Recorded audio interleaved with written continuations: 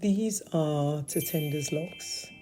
Tatenda had Sisterlocks for a number of years, and she had started experiencing early signs of hair loss on around her edges. She wanted to prevent. So hair loss wasn't significant for her, but she decided to transition to Knotted Locs simply because she wanted to prevent any future hair loss. And she just was attracted to the idea of maximum fullness from day one. So these are Tatenda's locks, Knotted Locs now for about a year. Her hair is full. Her hair is full. She gets to choose when she wants to re-lock her hair. And she's just been great and really happy with the experience. If you subscribe and follow my channel, you'll see a lot more of Tatenda's experience. I feel like she's important because she came from Sisterlocks world into our Knotted Locs world. When I start the session, I always spritz wet the locks. Sometimes clients arrive with their hair wet because they've just showered, they've just washed their hair, and then they come and have their hair done. In Tatenda's case, her hair was dry. So I start the session by wetting her locks.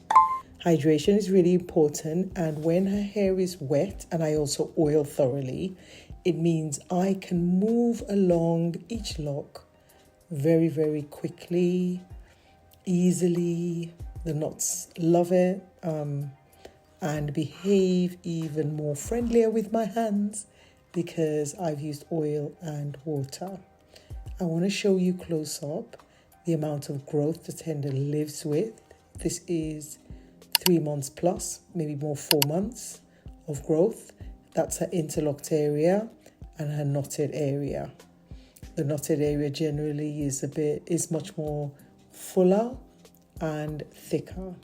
When I knot with oil and water. I also want to show you that I also interlock. I interlock because sometimes there isn't room to place the knot. I'm also showing you that I interlock because I want you to understand locks is knots. And so our small size locks, when I create the knots, it is actually in a tube formation. I want to show you close up what that looks like, but understand that when I introduce knotted locks to your hair, or I teach you knotted locks, it is so there is continuity of the tube and how it looks. There's going to be an obvious difference, slight difference, but it's not significant enough for you not to be able to interlock your hair. Now, when I teach DIYers, I do not teach DIYers to do interlocking. I teach DIYers to just knot their hair. But principally, I want you to understand that knotted locks has not been introduced to you so that you never get to interlock your hair.